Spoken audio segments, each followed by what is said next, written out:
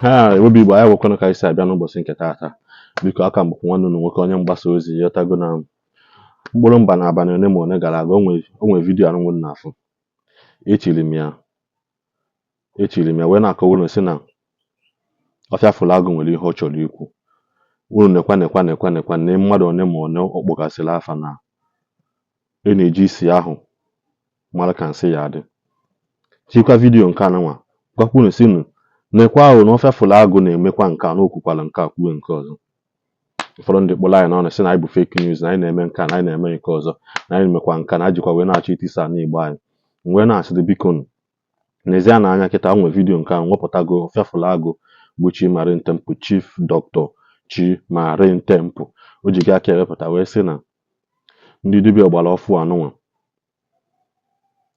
na ihe a na-eme na nwa aghọtahụ kpọkwa afa Odumeje afa si ya nna anya pụọlụ ha na ihe ọbụla gbasara omenala na ji emewe oke ya hapụ omenala aka na ndị Yoruba na-eme omenala ndị Hausa na-eme omenala mana onwebe nke pụta mebie nke ha mana onye Igbo apụta ha na bido chọọchị ọ be nna ya ka ọ na-eburu ụzọ eji atọpụ akwa white amawa n'okpuru ogilisi iji gosikwa na o nwere ike ọfịa fụlagụ amụkọtago ihe ma unu mana ọfịa fụlagụ ejighị ka apụta na awa mmọnwụ bụ mmọnwụ na-eti onwe ya karịsịa ka ọ bụ mana ọ pụtago kịta wee kwuo okwu anụnwa o kwuru okwu anụnwa mgbe o kwuru okwu anyị na-akọwasị na kịta o bidogo kpọwa afa si biko si dododo si wepụ aka enwe anụnwa n'ofe tupu o bido ghọba aka mmadụ maka na ya bụ dike nwere onye ọ lụgasịrị aka na vidiyo anụnwa karịrị akarị wee na ayụnụ biko iskipụkwa na vidiyo a ife asọwọdụkwana ya ka i wee ghọta okwu ọkpụ n'ọnụ ka i wee ghọtakwanụ ebe okwu ya na-aga ka i wee mara mgbe ebe ahụ ọ kpọrọ ọchị na Odumeje na nna gị anwụọla kemgbe ahụ one ma ọ na-ejebe ejije na nna gị ịbata na-emere ihe anwansị na soshal midia na-eme jajajaja na-eme nka na nke biko were na anya unu gbara onwe unu Krismas gbara n'ọnụ m ụtụtụ ọma onye nna n'ụlọ bụ ọfịa fụlagụ Chimarin Temple ọfịa bute kalịsịa mmụọ na-eji ụwa Febụwarị 2023 ife ji maka ya wee bịa bụ maka okwu ife na-akpọtụ na soshal midia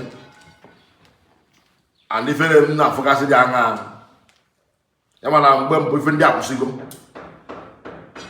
mana kịta anụwa bụ gwa ibi ịmalitekwa ọzọ ọ biko ọzọ native doctors na-ezuzu na soshal midia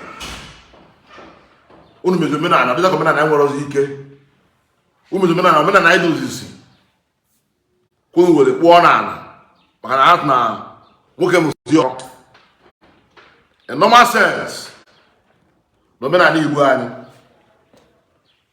nwere onwe anyị mmụọ about self-love with some of us about social media anyị na ndị agbalịsịa ụmụ roadside pastors ndị a fekwetakwa na ọ na-eme fewere ego na-enye ndị some people a na-eme vidio na-akpali anyị emecha ife niile na ebili mmiri ada jụrụ kịta anụnwa mekanik kwa anyị malụ ndị bụ ndị ala nke megide m nọ ọwụlọ isi ọtụnọlụbago ọlụ agwụ bata social media kama ị ga-esoro full step ndị kwudo itinọ ka ime ka ọ baa anyị n'isi ka m kwụ na wego nwere aba n'isi okwu nke a maka ndị dibịa ka m na-ekwenyelu nke a fọmba na nke ndị pastọ m ga-agwa ngwa ụnụ maka dibịa okwu maka pastọ apụtazịa oge agaragara niile a na-eme oge wen ọfịa bụ Chimarin Temple pụtara n'iru akwụkwọ dị gara was too much atrap for bọọlụ onye akpa ọta n'ụzọ anyị mezigbo akwa aka odo anya na ife na-eme na mmọnwụ na-eti na a na-atụ ọbụrụ ụchụ ọbụrụ nkapị na-enwere ọnụ anyị wee megide ụnatọghị drive mgbe ịpụta soshal midia ọzọ ka ọkpọtụ maka na mmụọ nke m na-aka akpọtụ When I'm more, they make noise. You never know go fire in a backyard. Now, when I boom this in a backyard in more. I will never come to social media. It's not even money for us. Or you may very well now. Checkmate here of more for man. Checkmate here in lawyer. After the whole damn done, Makada, Mampaline, not on social media. Everybody put on no below for no longer Dibia. If put a come here, you wire may be in more blue more may film the woman in name. Check your Bacana Libe also. And out what some down, some pastors and half of the woman. As if you women I need able be. Women I need no Omenala Igbo, body bending. Omenala Igbo ife na bunu ka ị ga na-eme. Era omenala mebe ọzọ aka akpala ya. So many people now are from go occultic. If I see the omenala ebe a site. Kiwe nwe power. Ka ebe we yenwe kara power ndị mmiri, ma power ndị ana ma anyanwụ ma ikuku. Natural nke Chukwu ga-enye gị, nke Chi ga-enye na bụrụ nke ebunye na arụ. Natural power. Nke na Chi ri ara na mma power ị ga na exist. Never expire. So many people today, a will go and turn upside down. Diba the measure of occultic. Diba the measure non society. Society in Kainokwa. A bido. Society in Kai, I could go. Malaka do the end they are up. So many occultic people end up in shame. Because the funny actually, Ota Tasibute. Ota Tasibute. Unu go one ezuro over time ezuri ya mba umu ifeni na ime ko basen abazem no no ba no no as okay dere du na ekiri ewu atoko mo anu obore oye ne umna mo ga bu chi ma ren temple of ya folago the first native doctor that came out on social media, the first thing that came out on social media, chief priest, when I was tender. By then, all these roadside pastors, my guy take a white. Mpiana mia won me be alia. Oma mo about him. Aria embodied talent during my tenure with his own. Aria go. Oh ya na asike ife nye nwa ika. Omara no ika du amalachi cause not ochom ki ade emu ilo. Ichobo na mmadu chukwenye yo dai. Ine enwe menana. Tọrọ da mmadu ibe ị ga-anwe ọdịda ọtụ ife onye tụọ anya aka n'afọ ị na-eme pastọ na tọrọ da ndị menana ị ga-enwe ọdịda you will not reign forever. Ndị Yoruba na-eme pastọ nke fa fa destroy omenala fa mana ndị Igbo mmebe ana pastọ ebido na taga tire back na akwa white kwa ịtọpụ ya kwa na unwe power na unwe power ihe power mana bịa na mpai na mind na ozu mpai na mind na mortuary enibie ọkụlete nke ndị mmadụ nke kubana lebe ye ego metata guru ore sala ọkụ mezenu nke ga emeri tata guru ejo 1 year and all dry go imam kuli nke bozu mmanya na pai go meje papa the body and your mother the body you look there confused on come and nebu yezi never dry one koporoko iburu na kpati kuchie nie ina etu ọnụ so na elu ọnụ n'okpu mmụọ na Igbo dibịa nọ na akpụ mmụọ a Igbo wetegene wete maka wetegene oge ọnwụ mmadụ lụọ ọnwụ nwere na-egbu ibia ọ Chukwu na-enye ndụ na-atụ atị ka atụbara ya egwu mana ife nna ihe eti bụ itinye aka n'omenala mpụtara ihe ilo ọ bụrụ na onye na-akọ ọnụ na-eme show na-eme na-ajọmpụ up and down na-ayi ego mma ntụpụrụ ya ọnụ nke ife nke a bụ ya own packaging mana ife megide nnọọ mfụ ka ị bịa zọnye ụkwụ na omenala anyị dozisigo tinye na social network ị bịapụta ka isi gị mebie ya mgbagharị ife ime ọzọ m ga-eme kichọ na m ga-ataji batrị nke sola agbaka batrị moto sola ọkụ a na-anwụ 247 iwe kirigiri fim a kiri ikpuo isi adịmacha okwu mana nsọ m mụọ bụ Chima dị nta bụ ịbịa ana na dị nke ka ịbịa mmemme omenala ka ndị nọ n'obodo oyibo ma ndị na-amara ife gbasara tradishọn nweta ya na inwe pawa ke pawa inwe pawa mana nwe onye na-aya kidney oge anyị na-enwe problem nwata nwaanyị na-enye ego ọ na-akpali mba period ọpụtara ya inwere ike ịgba ya alụmwe ya. You could not forgive that little girl. Onye gbara iwu, onye gbara saga, onye sponsor, kọkpali ya native doctor, kpalịsịa m mmemme eyeke na social network. Ụwa na-akụ aka, ụwa na-amụ amụ. Oluzie ka oluzi na isa emea. Cheke n'onwe yi, ka ịmara ma ibe ezigbo mmadụ ma ebe ajọ mmadụ. Inwe pawa mana ndị mmadụ na-ayị arụ n'ụlọ ọgwụ. Bịa ka ije ụlọ ọgwụ na ọ bụrụ na ewetawa mkpọrọgwụ na mkpa akwụkwọ onye na-ayị arụ ya adịa mma. Ekpere anya agwọ ya, ife na-agwọ ya bụ ọgwụ. Fasting and prayer dey cure sickness.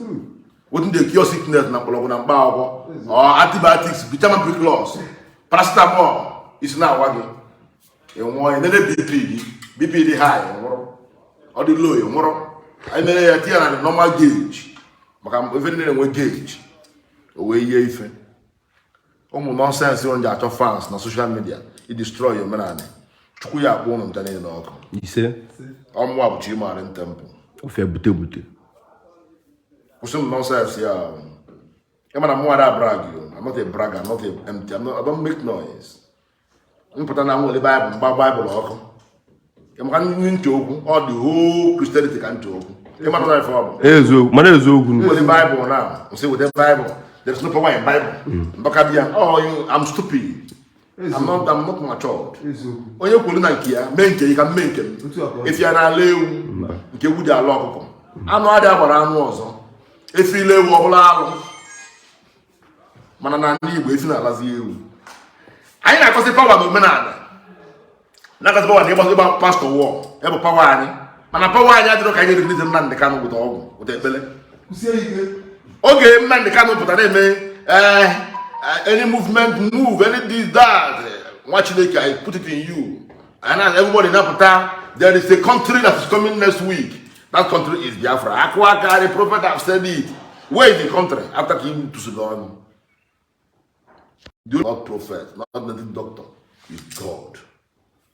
And when he says that time has come, not even me, not even you can stop it.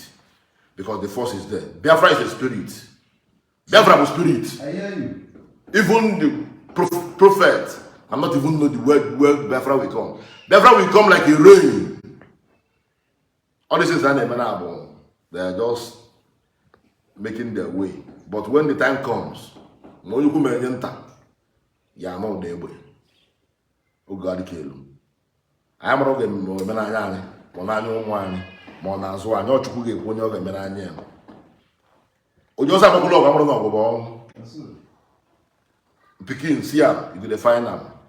What are they on achị ya? Ifuru na amara erika. O nwere nke nna afọ ofu idiot nwa m dị amụ ebe o si n'ozi ọ dị Dubai. Gbagide ọsụ afịa. Ọ gbọtara na ya bụ king of Dubai. Ịlụ ka nọ mmadụ mbọ. Amara nnọọ ya mpụ onye ọsụ afịa. Kanvasa ka ọ bụ. O were pọtụ si n'oke ite.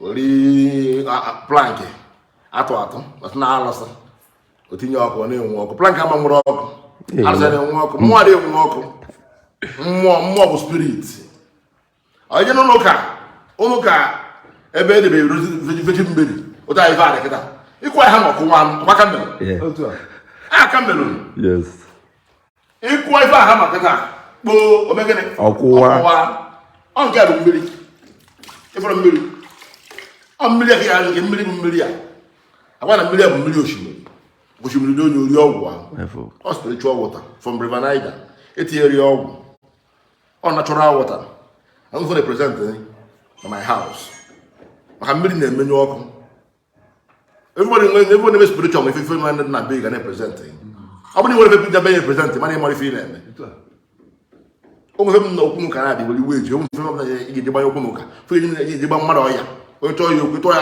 arụsị nwetara ya ịtụọ ya ọya ka asa efe asa ya gwara nsị asa efe na-ajụ ịtụ arụsị ọ dị bụ atụghị nwa onye ịgba pin na o nwetara ya ịgba ya ọkara mgbanwe isi onwefe o ji aka ma ịkpa ya ya akpa ya ọ naanị iyi obodo nne na nwa anago n'iyi ụlọ ya kwụsị nọnsensị unu na-eme karịa ga na-akịọ ndị mmadụ ọ na oge nke Jizọs Kraịst na akụnụta ofe unu ụkwụ anyị na Jizọs Kraịst mee ndị isi ọfụ ụzọ ndị isi rekọ mego ka ọfụ ụzọ arenji onye na-aya isi ahapụ ndị na-aya ezigbo isi n'ụzọ arenji isi bịa n'ụka eme ya afụgo ụzọ mmere akwa isi nwoke asị isi n'ịchọ ndị isi ya agwọ maka na nwunye nwere ọgwụ ndị agwọ ndị isi ịbịa ngozi iyi ndị isi ịbịa ma ajọ otu ofu onye ndokpọ anya nweta eme ya eksperiment ka ihe ngozi ya ka ịfụ ka anyị wee mmalụ ma ọ bụ ife anyị na-ekwu ma eziokwu ma ọ gị bụ sọkọ Jizọs Kraịst ọta Jizọs Kraịst ya abịa ọma mbịazi ọzọ Jizọs Kraịst no dey come again because ọ bịa ụnụ bụ ndị ụwa ndị roadside pastor ga-akwụgbu ya a na-arụ ụnụ kọstọma ụnụ onye ego jezi ụka ụnụ Jizọs Kraịst na-abịa ọ ga-abịa echi obi m mpe na Jizọs Kraịst ya abịa onye lụtata ego m aja afọ ọnụ white na ọbịara ebe gị na-abịa mmadụ anwụrụ o nwere ebe ọ na-abịa ata Jizọs Kraịst ma ezi so dee ezi nke bịa ịbịa ọzọ ọ ya sị ụnụ anya na-ịnọsị hey ụmụ azụ m so na aka m gaghị gbagba m Chinese onye ike bụ iche eki ma ọ pido m pigbuo m ọkwa 12 disciples ka m nwere mgbe ahụ 12 disciples anụ a n'imefe aka fa na wee bitụrụ elu o wee bụzie nke anụ nwanne na-abịa na ndị ụka niile ya abịazi bịaja n'ụlọ ụka nke mụnwa wee bịa n'ozi ọma ha ebe a na-eso osidi ebe a na-ele akwụkwọ ebe a na-ele baịbụl ele okwuchukwu a na-ele a na-akwụ ụgwọ eji efe pastọ anụ nwa na-eme mkpọtụ a ekwuo 15,000 for consultation ego ịgba afịa a na-akwụ ụgwọ afọ pastọ for deliverance ọrụ ezinụlọ na pastọ na-eji ọ na-anagwa million something were eji ọrụ ezinụlọ a na-eje ebupụ pọtụ a na-eje ebupụ ite a na-akwụfọ ụgwọ ọ bụrụ free of charge agwụpụkwa ụgwọ agbanye kamera ka enwe canvas ya ka enwetakwa ndị client ọzọ ka enwetakwa ego ife ndị bụ ego na nwere ya ọrụ ya free of charge ị na-eme pawa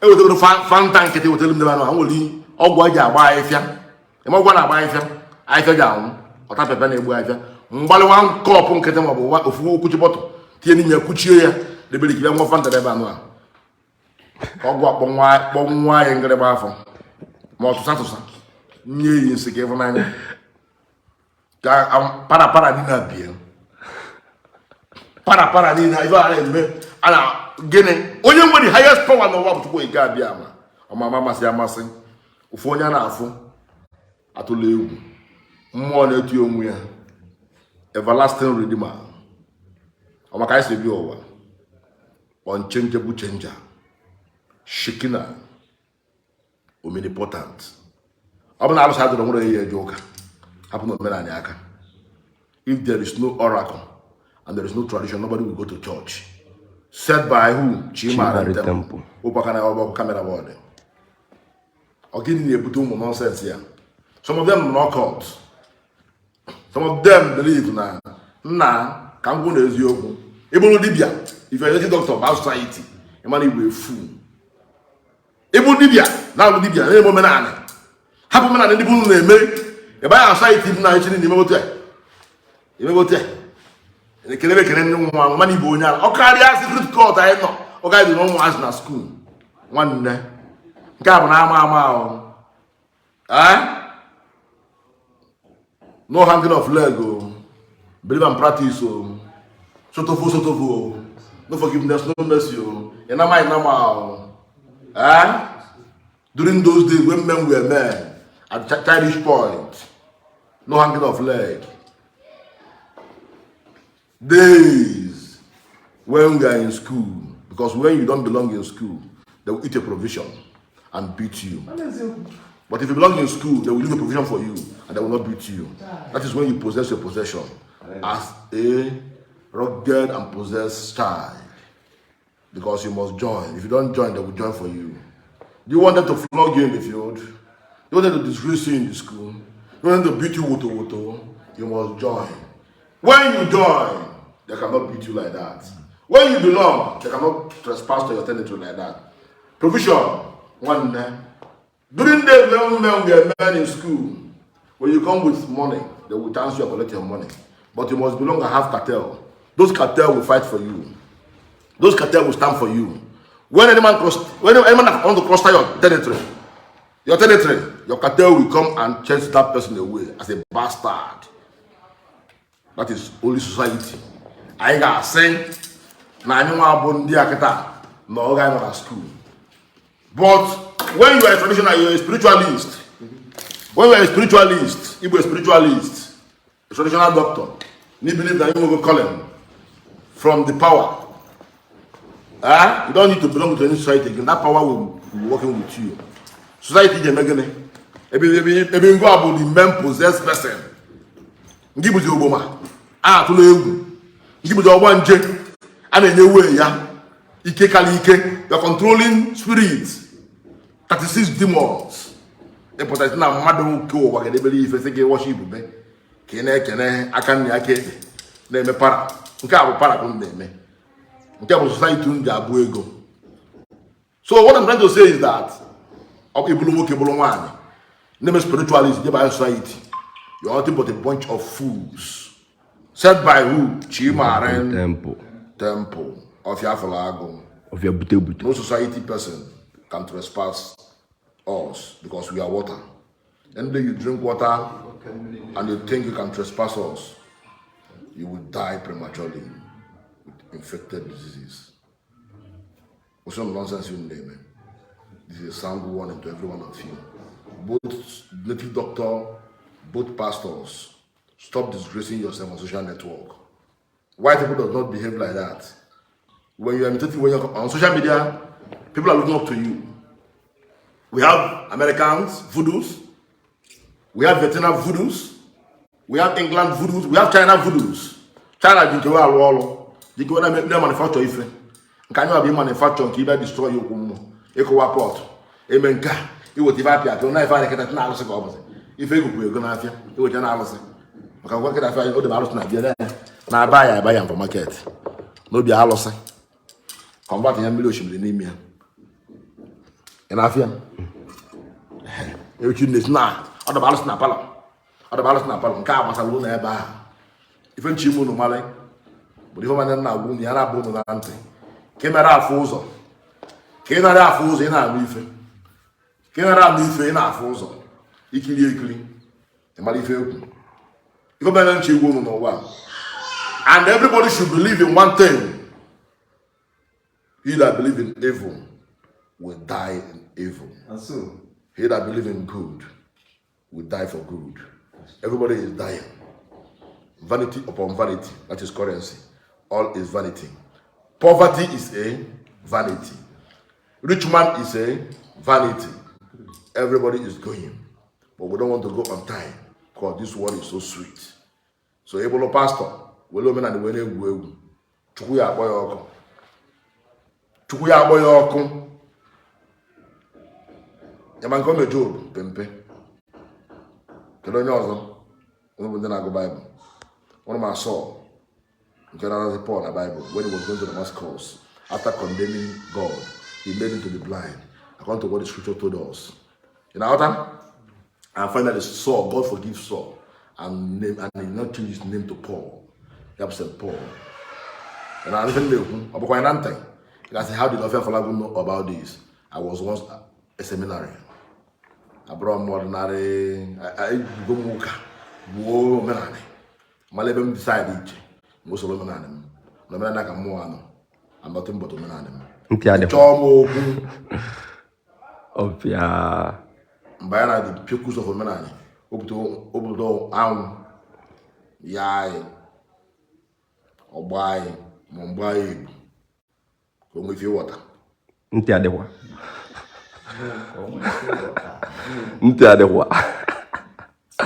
Of your bute.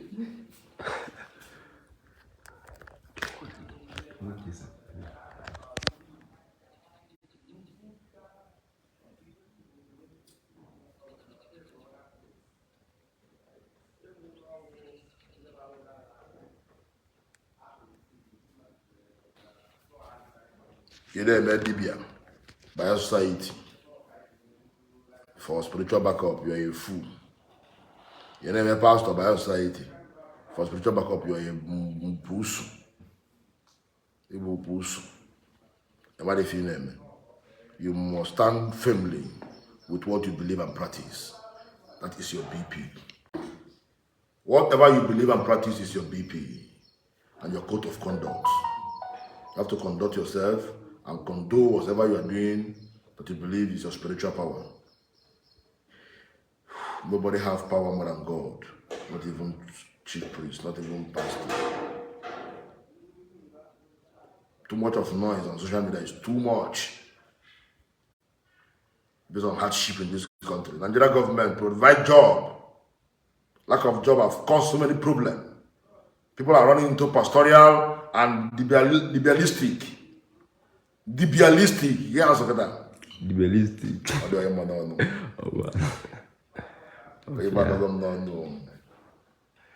People are rushing into automobile every day. Come. Bible the cheap. If we follow the Bible. Because they knows that lack of job can make you to say that your God has called you. In an art film, in a theater, in a comedy, in a pastor, or phone. I don't know what they work him. It's only a lot of body pain, nabane. It's only a bonko. It's here no come a walk.